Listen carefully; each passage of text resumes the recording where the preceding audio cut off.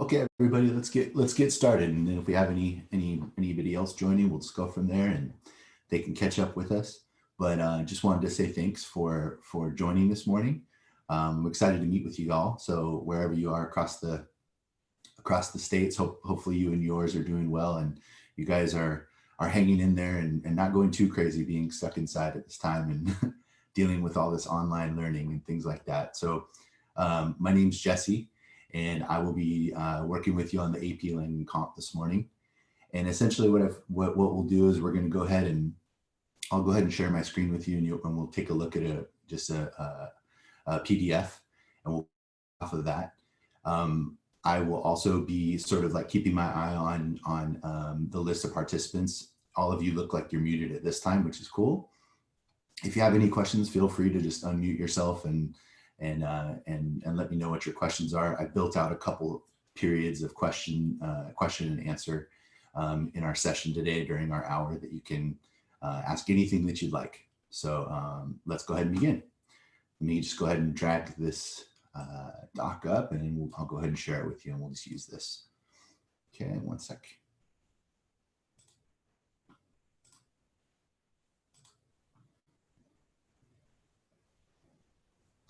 So can everybody see the doc well enough? Does it look like it's clear? Things like that? Yes, sir. Sounds good. Yeah, so what this is here is just a little bit of an outline of what we're going to do today. Just a quick little introduction. The big picture for standardized test prep, a really fast background.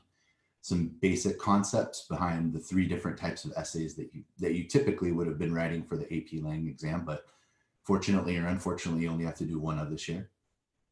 The 4th one, obviously, is the best process for navigating the rhetorical analysis portion. We'll take a couple questions, and then we'll look at the 2019 AP Lang and Comp, which I'm sure you guys have in front of you.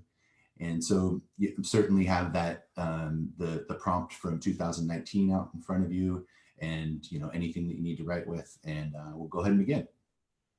Okay, so first page, introduction. Just as I told you, my name is Jesse Shamshoyan. I've been teaching and tutoring for about 15 years, and I've worked in the classroom teaching English. As a teacher, obviously, and I've done loads of test prep, whether it's SAT or ACT, AP Lang, AP Lit, and I do college essay writing as well. Here's my shameless plug, as you could say. This is just a book that I recently published, just kind of on the mental side of things. As far as test prep goes, I am a big believer that it's not just the technical, but the mental side that's so important to what we do. So that's my quick little 2 seconds there, and this is kind of building off what I talked about just a second ago. And when you're prepping for any of these exams, whether it's SAT or GRE later on, it doesn't matter. There's kind of 2 components, and the 2 components are the technical and the mental. And so number 1, technical, would be sharpening your skills, hone your basic skills. If it's SAT English, work on your grammar, right? Another part of the technical is exposing yourself to the exam, right? Getting yourself familiar with what the exam does, how it looks, how it works. And then the second side is sort of the mental side, right? Developing a process, trusting your process, right? And allowing that to kind of guide you, not getting overwhelmed by this idea of, I must have a 6 on the score on my score. I must have an 800 on my math, whatever it might be. Think about the things that you have to do in the moment, right? The process in order to get those results. I think sometimes thinking about the results can be more overwhelming than actually thinking about what we have to do to get there.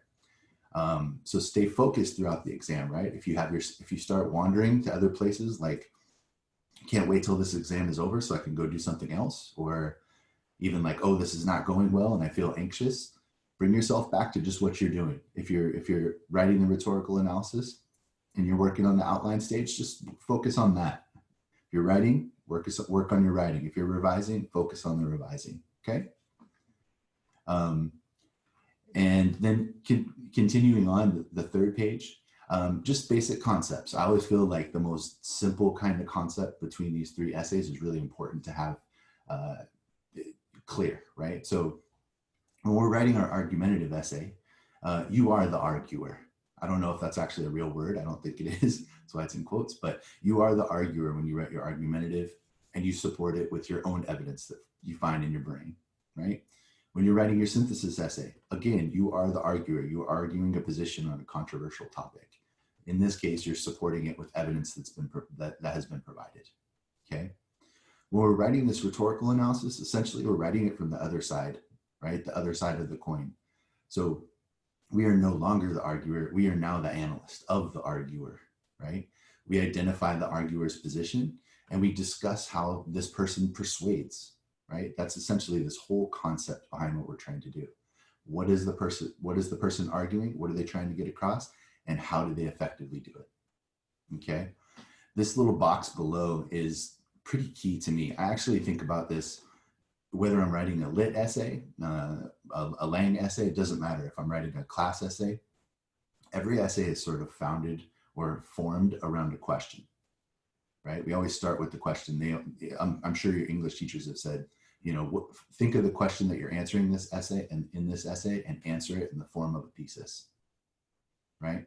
So in our exam that we have going on, the question is always this. It's always of what is the author attempting to persuade his or her audience, right? Pretty straightforward. That's the beauty of the rhetorical analysis. The thesis is pretty darn straightforward, okay? So if we were to answer this question, so I just used I have a dream speech because it's chock full of rhetorical devices, but I said, in his historic I have a dream speech, Dr. Martin Luther King Jr. skillfully persuades the audience that all men and women should be created equal. Okay? Simple answer to a simple question, and it becomes the core of everything that we do. It's the main thesis of what we're trying to accomplish or to persuade of. And then the third part three of this simple kind of idea is, pardon me, how does the author accomplish this task, right? They have a certain position, but how do they do it? They don't just get up there, pardon me. Martin Luther King didn't just get up there and say, hey, everybody, thanks for having me today. I think that all men should be created equal. Have a good day, right? No, he does other things to really persuade us, right? He uses repetition. He uses common ground. He uses allusion to really sell his argument and really get us to buy in, okay? Those end up becoming our intro to our body paragraphs. So now all of a sudden, if I just kind of think of these three concepts, I have my thesis, introduction to body, three-pronged thesis, and it would be something like this. The core of this paper would then be, in his historic I Have a Dream speech, Dr. Martin Luther King Jr. skillfully persuades the audience that all men and women should be created equal by employing repetition, common ground, and allusion. Okay, everything builds on that. Okay, so if you have any questions, I know I have a lot of you, so hopefully there's not questions building. Any questions so far? I'll just take a couple seconds. Good. Okay. I'll trust that we're fine. Okay. So let's move on to the basic. This is sort of now coming into the process. I talked a little bit before about trusting your process, right? Not worrying too much what the outcome's going to be. We don't know. We don't even know who the grader is or what the scoring is going to be like. But the one thing we can control is how we go about doing things. That's the thing that we can control. So this is our process, right? This sort of is rooted in probably what many of you learned probably about in 5th grade, right? The generic writing process, whether it's something you write at home, whether it's something you write in class, doesn't matter. There's 4 steps. And quite obviously we have 40 minutes. This time we have 45 minutes, right? But because we're either typing or writing at home. But I don't break down the minutes. I just give you the steps here. So step number 1, read, annotate, and brainstorm. This is obviously a huge, huge part of this essay, okay? Or this assignment. Number 2, outline. Number 3, write rough draft based on your outline. And number 4, revise, right? I do put 2 to 3 minutes there because it shouldn't take you more than that. The remainder of the time, I'm gonna allow you to kind of figure out, get a feel for how much time each of these steps take you.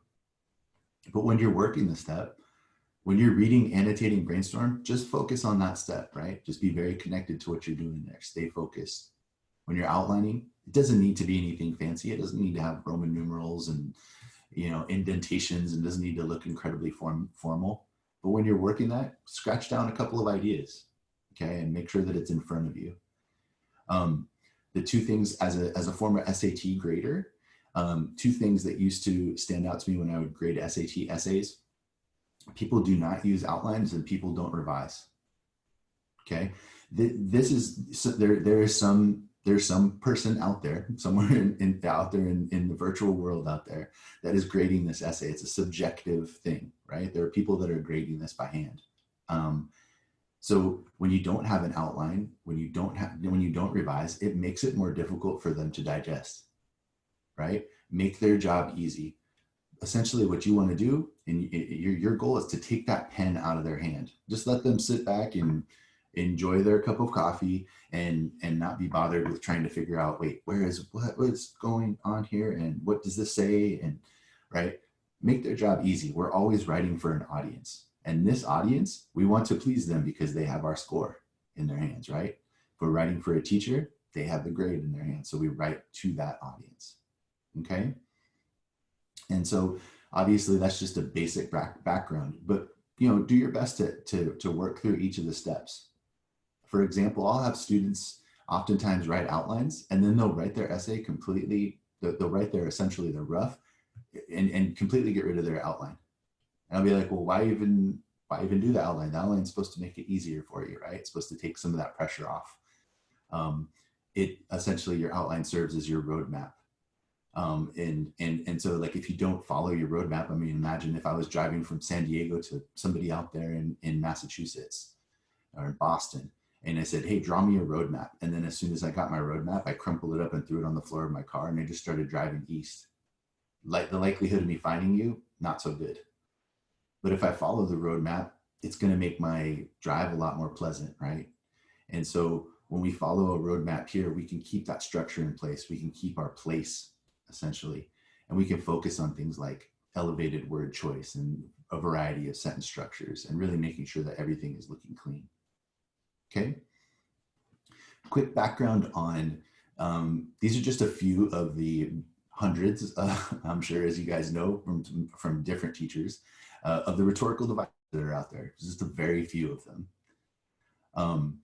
You know, literary devices are a big bucket of rhetorical devices, right? One that, you know, the couple that I think I find in just about every prompt that I see the common ground device and the tone device, the word choice, tone, diction, syntax device, everything I see. To be honest with you, tone, I can't think of an essay in the last 3 or 4 years that I've seen that doesn't have some sort of word choice that inspires a certain kind of tone, or diction that inspires a certain sort of tone. Okay. One thing for me is that a lot of times what students will say is they'll say, the author used logos, right, to move his audience, or the author used pathos, right? It's essentially, you sort of can say that in your introduction, but ethos, pathos, and logos are driven by the device, right? Ethos meaning credibility, pathos meaning emotion, logos meaning logic. So for example, if I'm arguing a position, let's say it's something based in science, right? I'm arguing a position and I'm just some English tutor here in San Diego. My credibility, my ethos is not incredibly high, right? I'm just here like, who is this guy? He's just an English tutor. But if I said, hey, I've worked in this area of science for 20 years, all of a sudden my credibility goes way up, right? So we talk about the device in terms of how it affects ethos, right? Pathos would be the same. If I use sort of a specific, maybe a dark word choice, you know, depressed, dismayed, things like that, dark, all of a sudden I'm creating a certain tone, and that tone affects the audience emotionally, pathos. Things like statistics or appeal to authority affects the audience via their logical minds, right?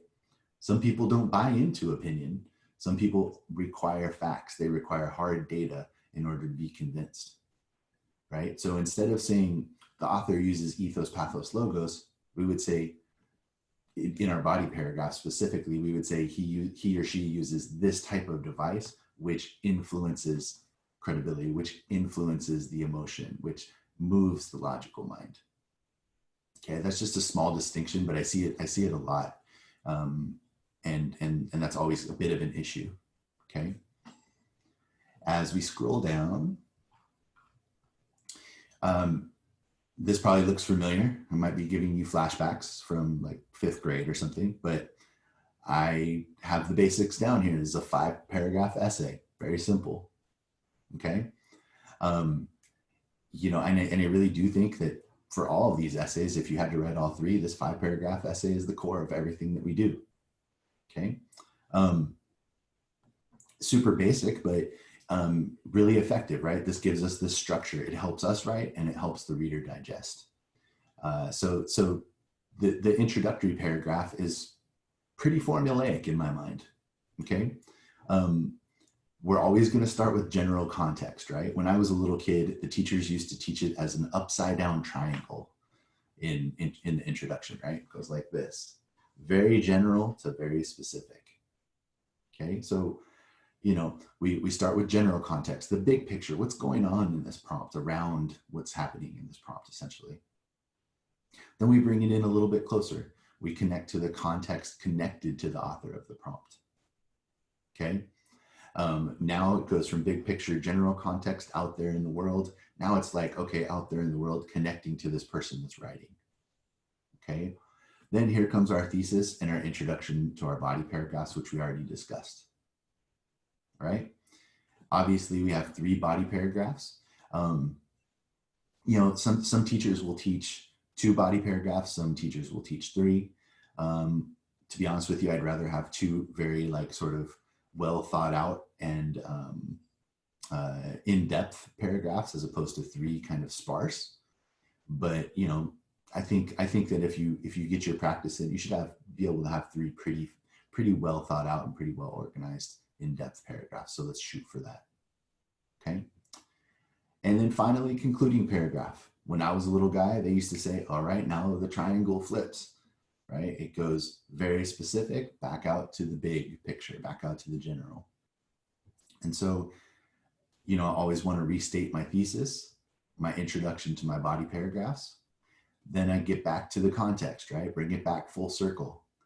And I don't know, this is sort of a nice to have, and I don't know if any of your teachers teach it, but you know, some teachers will talk about like a greater truth, right? Like take the lesson that's learned in the actual prompt that we've just written on and connect it to something bigger in the world.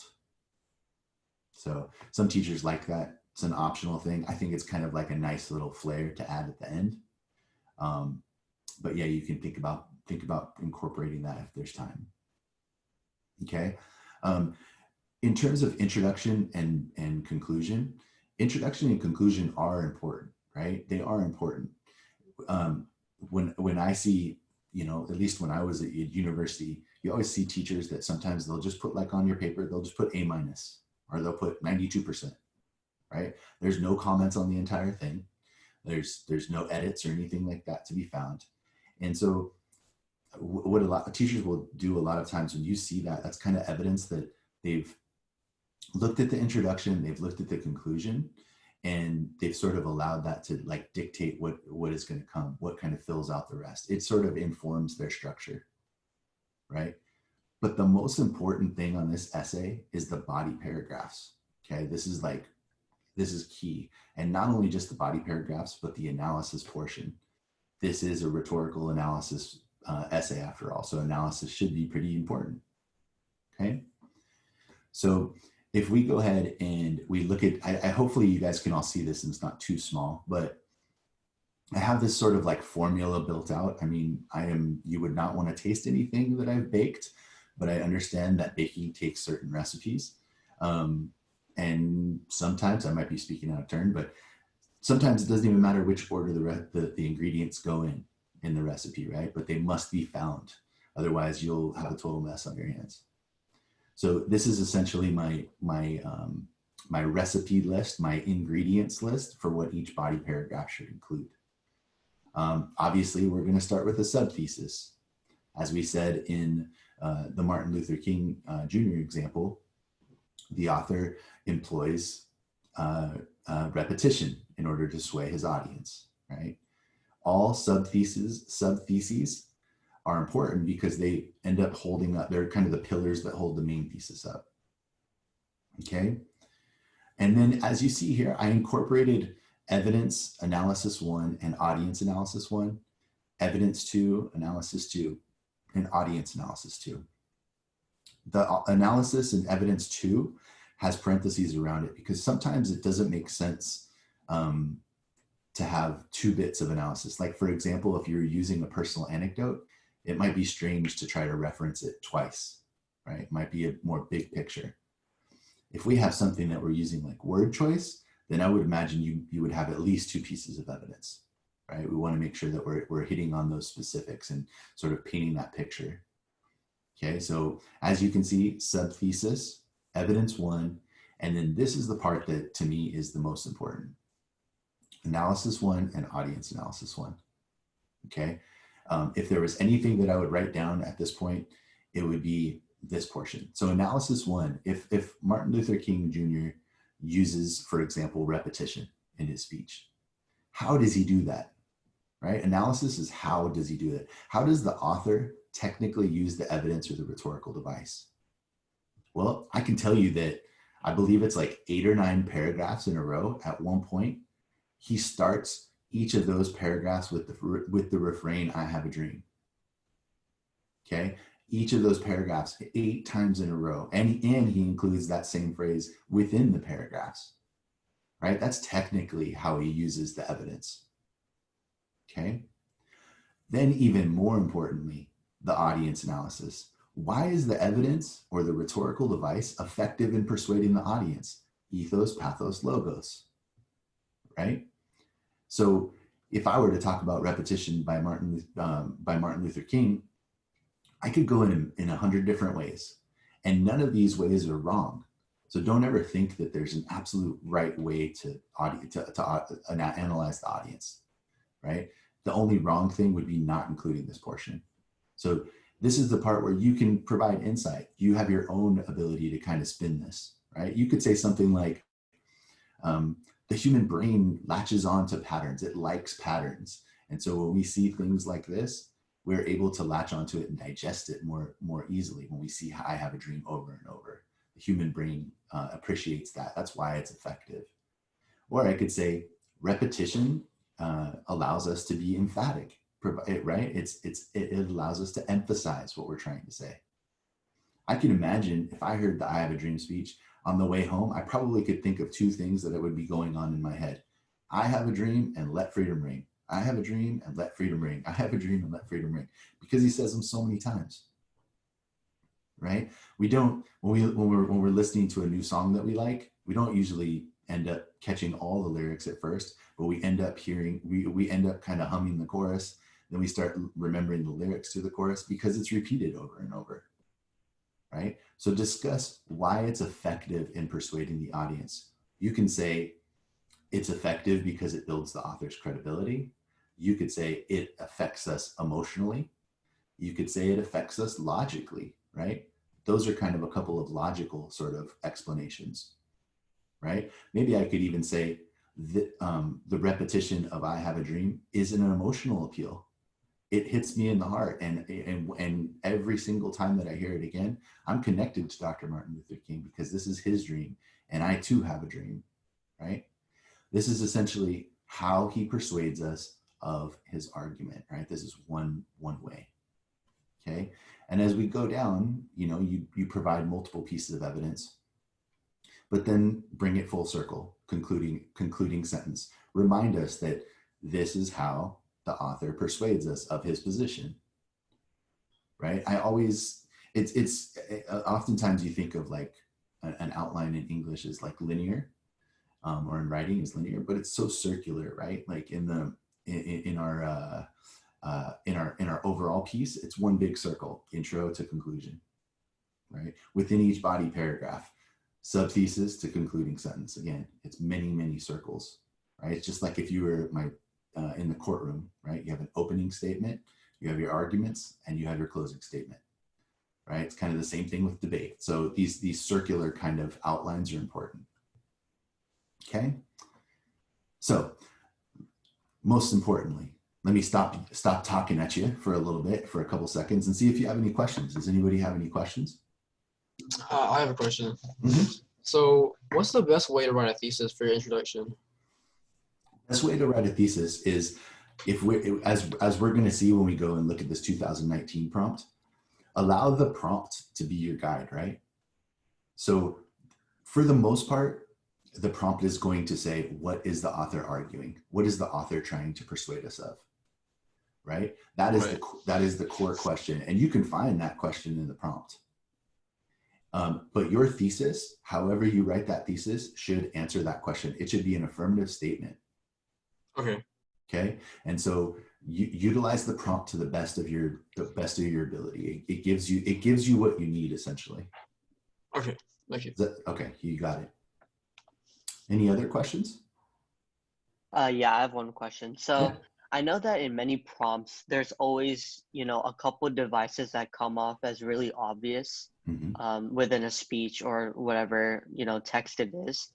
How do you distinguish, that being said, a lot of kids will probably point those literary, like, rhetorical strategies out. How do you distinguish an essay that's a 5 compared to an essay that's a 4, given that they both use the same rhetorical strategies as like thesis points? Good question. Good question. So, if somebody, let's say that, for example, one person says, oh, I found, I found a specific tone and I found allusion, right? And one person gets a 4 and one person gets a 5. That's what your question? Yeah. So yeah, like what does the person with the 5 do specifically? Great question. Itself from it's like the 4 or the 3 that uses the same exact, claims. Got it. Great question.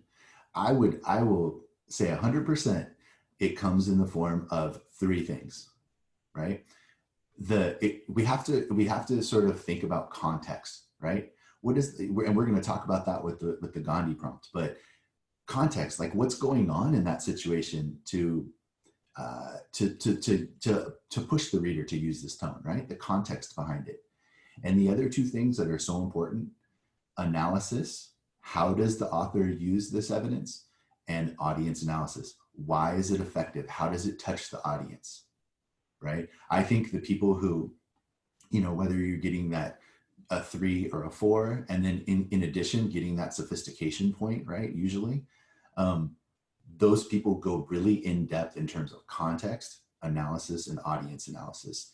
Evidence actually, if you were to look at a body paragraph, evidence should be a small part of it, right? We don't want the quote to be like 2/3 of our body paragraph, right? It should be a very small fraction. Really lean into the analysis and the audience analysis, because that's what we want to hear. We want to hear your perspective.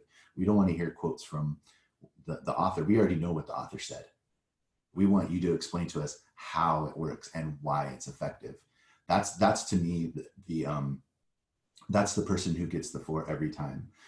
On the SAT, on the AP, they call it evidence and commentary. I call it evidence and analysis, right? One in the same, but the person who provides the commentary or provides the rich analysis is the one that gets the better score. And that analysis is founded in how does the author use it and why is it effective? Does that answer your question? Yeah, definitely. Thank you. Okay, sure. And we're going to get into it more as we look at this example. Okay. Any other questions? Okay, cool. So let's go ahead and let's jump into this this prompt by Mohandas Gandhi. Okay. So the first thing I want you to think of, and this is in reference to the first question, let's go ahead and just look at the prompt. Okay. We're gonna go through it. We'll spend a couple seconds. I mean, I think that it might even, make sense to just kind of go through and kind of work the process together. Okay, so the first thing that we talked about was step 1, read, annotate, and brainstorm. And when I say annotate, annotate for your devices, right? You're not like annotating like who, what, when, where, why, how to exhaustively. You're just really looking for these devices that stand out. Okay, so first off, it says, in 1930, Mohandas Mahatma Gandhi led a non-violent march in India, protesting Britain's colonial monopoly on and taxation of an essential resource, salt. The Salt March, as it came to be known, was a triggering moment for the larger civil disobedience movement that eventually won India independence from Britain in 1947. Shortly before the Salt March, Gandhi had written to Viceroy Lord Irwin, the representative of the British Crown in India. The passage below is the conclusion of that letter. Read the passage carefully, then in a well-written essay, analyze the rhetorical choices Gandhi makes to present his case to Lord Irwin. Okay, so to the student who asked the first question, I'm name pulled up here, but in regard to your question, essentially here is what you're looking for in order to fashion your thesis, right? As I look at this prompt, that last question, that last line is all important. Then in a well-written essay, analyze the rhetorical choices Gandhi makes to present his case to Lord Irwin. Okay, right? And so in this case, he's trying to persuade Lord Irwin of something. Okay, he's trying to present a case to Lord Irwin, and in this case, he is trying to. I mean, it's a little bit more broad, but he's essentially pushing for India's independence, right? He's pushing Viceroy Lord Irwin to, sort of get rid of this salt tax, right? Leave it, Right. let us be independent. So my thesis has to be rooted in that, right? For example, Gandhi presents his case to Lord Irwin that India should be independent and out of underneath the shadow of Britain's rule, right? Right. Does that make sense? Yes, sir. Okay, cool. Okay. And so and then as you build off that, Gandhi is pushing for India's independence. He does it using this, and this. Okay, and so the nice part about this is, like, look at the first 1, 2, 3, 4, 5, 6 sentences. This portion here, that's something you could use for your context, right? You can use that in your introduction. You can use that in your conclusion. You could use that to fill out context in the body paragraphs as well. This sets the stage for what's going on. Okay, as we go through this, there's certain essays, there's certain prompts actually that we're going to face. You might face something. I'm sure many of you have taken the SAT already, and you know that the SAT has rhetorical analysis as its essay, right? Those are so much more sort of just jam-packed with devices. When we get to the AP Lang, it's the next level up, right? The devices are harder to come by. But I actually think of that as a good opportunity, because instead of having to sift through like a dozen devices that you found, the devices that you do find are probably the ones that are most important, because there are very few. Okay, so like in this prompt, there are not like dozens of devices like you might find in the I Have a Dream speech. There are very few, and each of them are very important. Okay, so for example, things that we see, there are things that we see throughout. Obviously he's referring to history, right? There's historical reference all throughout. Gandhi is referring to this relationship between Britain and India, right? But there's something that he does that I really want you guys to see. And if you haven't seen it already, maybe this will shed some light on it, hopefully. But Gandhi is a master. Gandhi does not go, look, Lord Irwin, here's what's going to happen. You're going to lift this salt tax, and if you don't do it, there's going to be hell to pay, right? He doesn't sort of like just come out and full of bluster and just basically hit Lord Irwin with like, look, here's what you're going to do. He actually does the opposite. He's very, very deferent to Lord Irwin, right? He says things like, he even says, like, towards the very end, I have no desire to cause you unnecessary embarrassment or any at all, so far as I can help, right? I mean, this letter is not in any way intended as a threat, but it is a simple and sacred duty. Therefore, I'm having it specially delivered by a young English friend. And so he's not coming in there and trying to bully Lord Irwin. If he did, it would probably end up really bad, right? Lord Irwin would crumple that paper up and have nothing to do with it, and there would be mass violence. He actually comes in with a respectful tone, but at the same time, he's not completely weak. Actually, the contrary, right? He is coming in with some really heavy position, right? He's coming in and he's saying, look, I'm not coming in to push you around. I have sort of a light tone, a respectful, deferent tone, but it's very explicit. Here's what you're going to do, right? Somebody one of my friends used to use this phrase, the iron fist in the velvet glove, right? Gandhi is a perfect example of the iron fist in the velvet glove. And this concept is actually found all throughout these prompts. You'll see this prompt, or you'll see this idea throughout a lot of different prompts, especially on the College Board. If you go through 2010 to 2019 for this essay, it'll appear a lot, right? If I came in right now and I said, look, everybody, here's what's going to happen. You're going to write this essay and you're going to write it right now, right? You'd be like, who's this guy? Like, I'm not going to do what he's telling me to do. But if I said, hello, everyone, I humbly ask you to please go ahead and put pen to paper and create something that I can read later, right? Like, my tone is everything.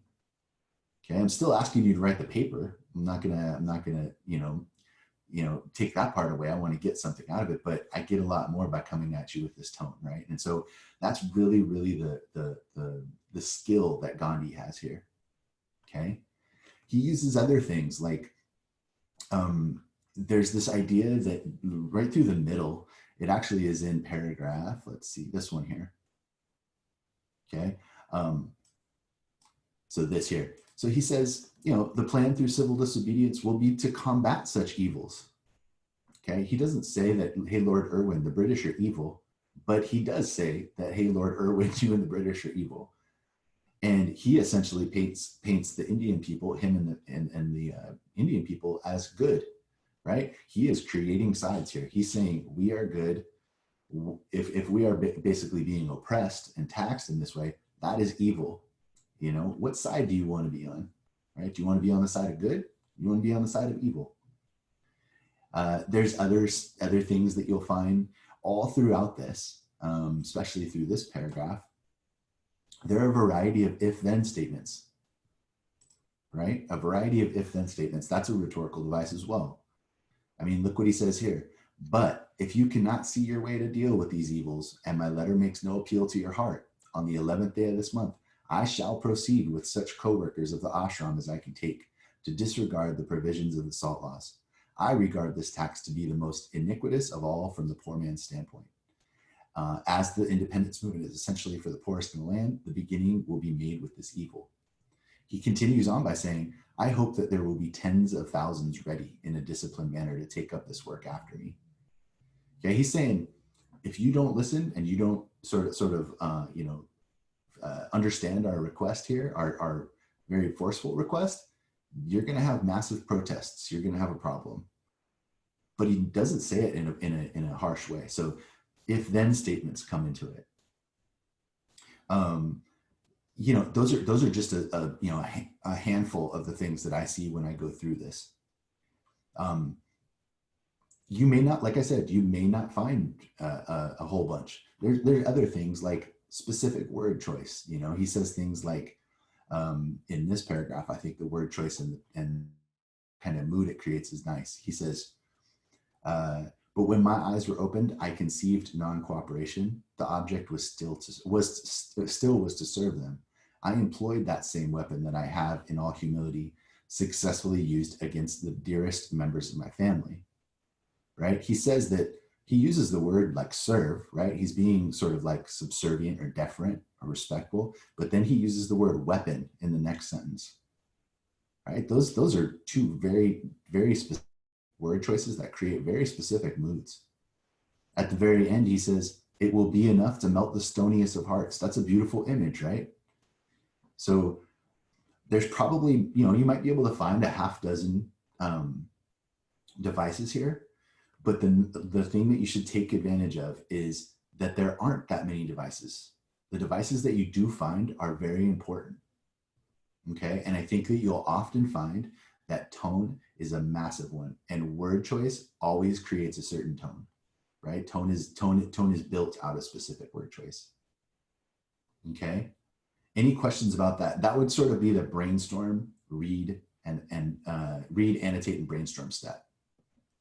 Questions about that step? Okay, cool, thumbs up. So as we go down, now we start kind of thinking about, we've got this read, annotate, brainstorm done. We're kind of thinking about, well, you know, what's he trying to do? Then I get into my outline. And I think these questions, as I scroll down, are really important for me, as you can see. But think about these things. Do your best to, like I said a little bit ago, there's not a ton of devices. Do your best to listen to what the prompt is telling you. Okay, the prompt is telling you to look for certain things. You can get a feel for it. Okay, but listen to things like this. If you see certain devices, what are the most important devices that stand out to you and advance the author's position, right? You are the audience after all. Okay, you are the audience as well. You're reading this piece. Okay, what I kind of do at that point, I kind of put myself in the author's shoes.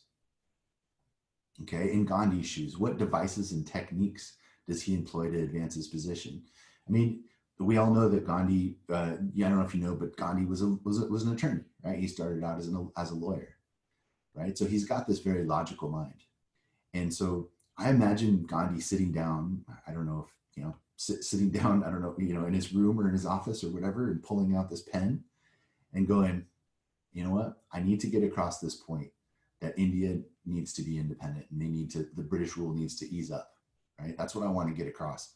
But how am I going to do it? How am I going to do it? And I would imagine him, the first thing that he would probably think to himself is, you know, this British rule is very harsh. If I come at them with this same kind of fire and I come at them without respect, things are not going to end well. So I'm going to show my deference. I'm going to show my respect, but I'm going to get across what I'm trying to get across, right? So he kind of thinks, you know, okay, iron fist and the velvet glove. I'm going to be soft and I'm going to be gentle and I'm going to be deferent, but I'm going to get across my point as well. Right? I kind of imagine him, this is what he's trying to sort of think about as he's writing this. You know, I often think about, like, you know, if you're in a lit class, you know, do these authors really think that, you know, they intended to incorporate this metaphor or they intended to incorporate for personification? I'm not sure. But I think in these where you're actually trying to write a position paper or trying to convince, I think sometimes we do think of those things. If you were to write an argumentative essay, you think about things like historical references or analogies or personal anecdotes that would support your claim. Okay. Then the second thing is to put yourself in the shoes of the audience. Okay. This is sort of one of these complexities, and I'm going to talk about that in a couple more seconds, but there's not just one audience. Usually we have one audience in these prompts. The immediate audience is Viceroy Lord Irwin, right? Gandhi is writing directly to him. But additionally, Gandhi is writing to the Indians, right?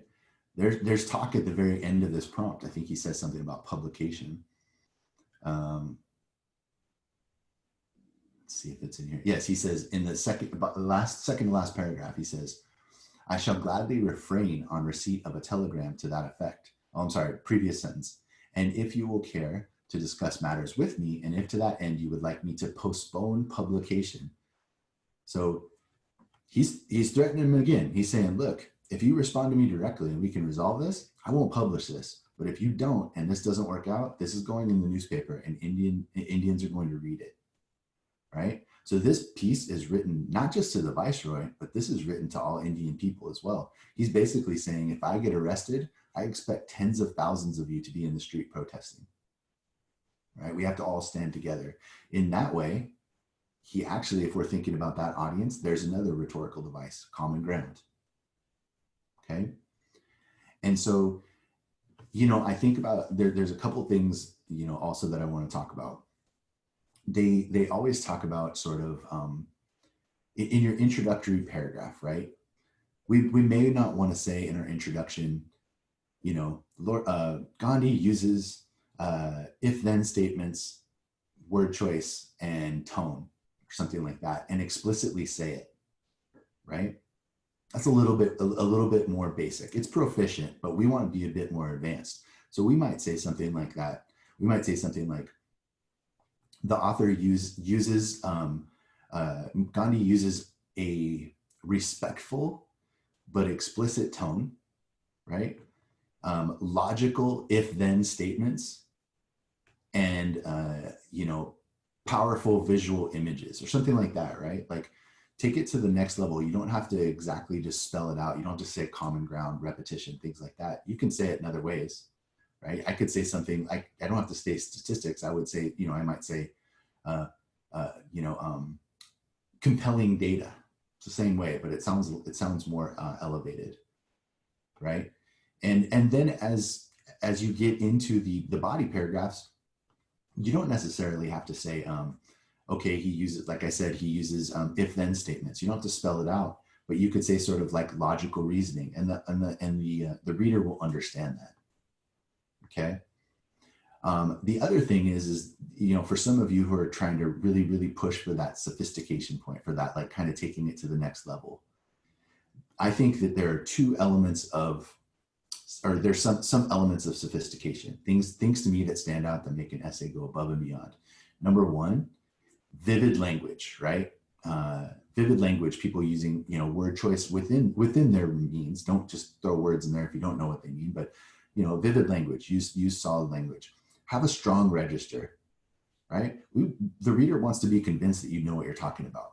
So even if you don't know what you're talking about, use strong register. It is clear, undoubtedly, right?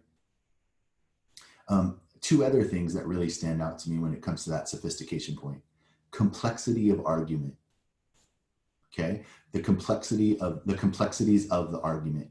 So yes, on the surface, we might see Gandhi writing this in an explicit tone, but the person that really understands the complexity of this argument is that he writes with a respectful yet explicit tone, right? There's two kind of parts to that, right? The complexity also comes in the form of, he's not just writing for Lord Irwin, he is writing for the Indian people. There are two audiences. That's a complexity of this argument that not everybody is going to see. Okay, so these are the things that we're kind of looking for. The last thing that we would want to do when it comes to that sophistication point: insightful analysis, right? Insightful analysis. Insightful analysis would be something about how this prompt, how it specifically affects Lord Irwin. And what the insightful analysis would talk about: Lord Irwin being put in a position where no matter what he did, he was going to do, he was basically, there was only one right way to do things, right? If he did anything but sort of ease up on this salt tax, he was going to look bad, right? And Gandhi puts him in that position through rhetorical device, right? So that would be one sort of insightful analysis. Another insightful analysis would be what he is trying to do, how he affects his people, right? He's basically building common ground with them. He's saying, if I get taken down, you guys have to be in the street. It's also a call to action. It's a subtle call to action, right? These are not just generic analysis points. These are really insightful, okay? So taking it back to the concept in the body, how does the author use the evidence and the rhetorical device, and why is it so effective? How does it influence the reader, right? His audience. How does it influence Irwin? How does it influence the people? Does he build credibility? Is it emotional, or is it logical, right? An if-then statement would be a perfect time for you to discuss logos. If-then statements are logical devices, right? They connect to the logical mind.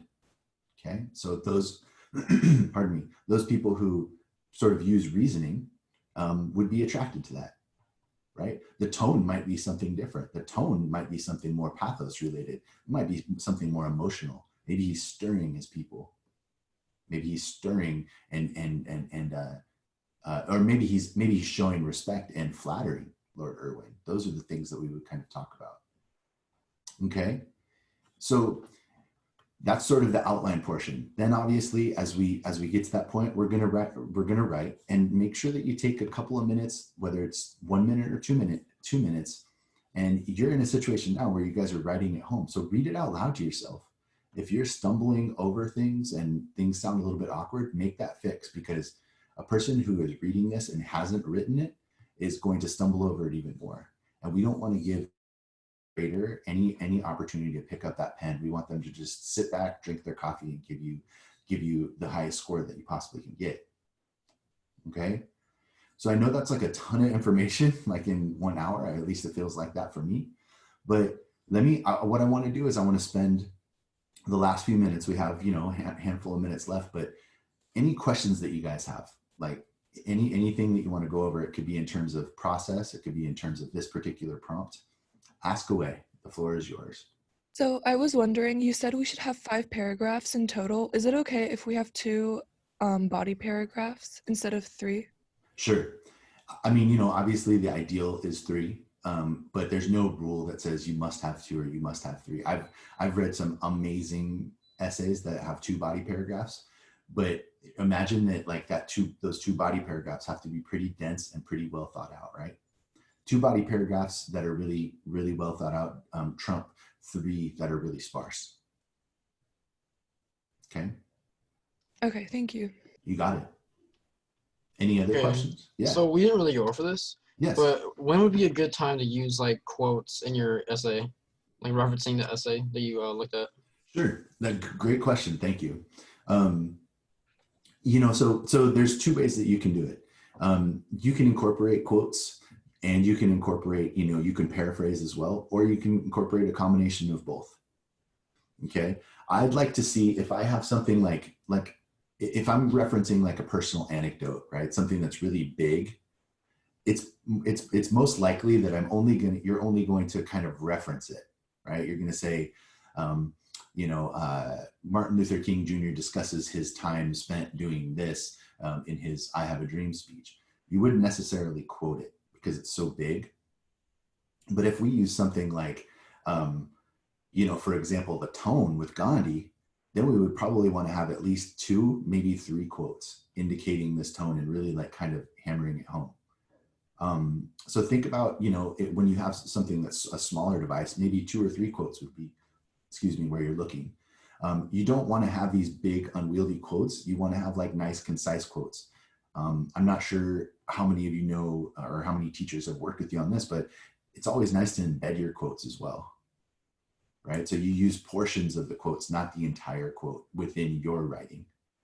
What we kind of want to see is that, imagine like the grader is looking at each of your body paragraphs, and they look at your body paragraph, and, you know, 1/3 to half of your body paragraph is a quote.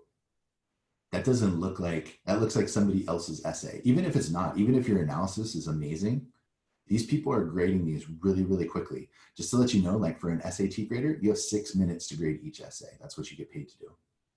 So you don't have time. So, you know, when they look at that and you have a really big chunky quote, you know, they think, oh, how much is this person writing? So use portions of those quotes effectively. Does that answer the question? Okay, yeah, that's helpful. Thank you. Okay. Mm-hmm. Any other questions? Do you know if the prompt that we're given is going to be from a text that we're already familiar with? You know, probably unlikely. I mean, there's so many different ones. You can get a good idea. You can go on the College Board site, and they have their past questions for like since I've been in high school, basically, like for like forever. I would look from prompts 2010 to 2019, because those are more sort of like the way that you typically will look. Whether you've seen it before, probably the chances are probably unlikely. So don't worry too much about what the prompt is going to look like Focus on what you're going to do. I think if you have a good process in place and you kind of have this plan of attack, for people who are more math minded, have a formula in place and then apply it to whatever prompt comes your way. Because I think if you have a process there, it can manage any prompt that you're given, right? One theme though that you will find, and if you look through 2010 through 2019, you'll see this kind of tone thing. And not just tone, but the complexity of tone, where somebody is sort of talking respectfully, but they're also talking in a very strong way, right? Like Gandhi appears to be pretty deferent. He appears to be pretty, he uses words like love and respect and serve, right? He appears to be pretty humble, but underneath he is very, very strong, right? So that's probably like the one thing that you can look for. And as you see your prompt on the 20th, maybe just give a look to that and see like how that kind of tone, that complex tone might affect it. Does that work for you? Yeah, thanks. Cool, you got it. Okay. What exactly should we be putting in our conclusion to like finish strong? I think that like in this outline portion, let me get back to it real quick, just to give you a visual. So this portion here, the thing that you have to have obviously is that restatement of your main thesis and the restatement of your intro to your body. So Gandhi pushes for Indian independence, utilizing if-then statements, deferent but explicit tone and specific imagery, something like that. But you always kind of connect it back to the context then, right? Go back to that context of the situation that he's in, right? This is a situation that requires a pretty kind of cool-headed person, a pretty calm hand right here. And talk about how the British and in the Indian dynamic is at the time and what he's trying to accomplish. I put this greater truth thing here just because some people have already been like introduced to it. But how does this sort of, connect to the real world? How does this connect to us today? Right? You can kind of incorporate that element. That's more optional. And if you know how to do it, then do it. But I would say, think about your thesis restatement, think about your introduction restatement, intro to your body paragraphs, and then also connect it back to the context, right? Essentially what I might say here is I might say something like, Gandhi does an amazing job of presenting a very powerful argument in a very respectful package, right? I may even say that it's a really well-rounded argument, right? I may say it's a well-rounded argument because he does build his credibility, he does connect to the logical mind, and he does connect to the emotional appeal, right? So it's a very well-rounded argument, while some arguments are just emotional or just logical. So those are some things that you can kind of include. Does that help at all? Yes, thank you. Certainly. Any other questions? So if you spend a lot of time on your body paragraphs and you run out of time for your conclusion, is the conclusion really that important? I would say do your best to get down the restate the main thesis and the intro to your body paragraphs. I would say just if you're not gonna get anything down, just get that down, right? And if you don't want to, if you don't have time to get too fancy, sort of like, you can eliminate a couple of other ideas. But one thing, what you do, I mean, you guys, you still have 10 days to practice. Work on your timing. How much time does it usually take for me to read and annotate and brainstorm a prompt? Right? How much time does it take me to think about it? How much time am I spending writing each body paragraph? And get familiar with the timing, because timing is sort of part of that mental part, that mindset part, right? We sort of should have this like internal clock going. Does that work for you?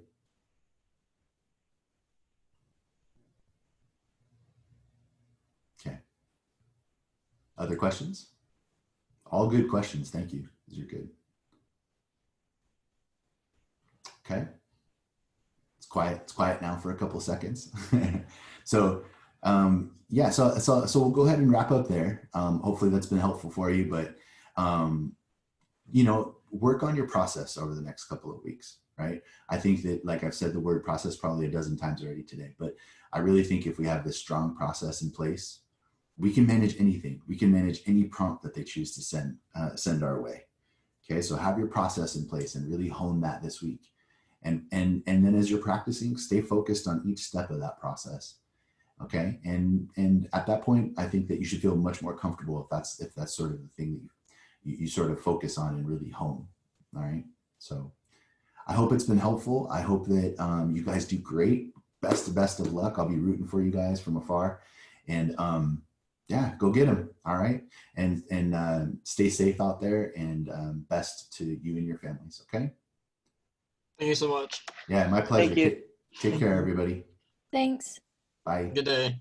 You do the same. Thank you.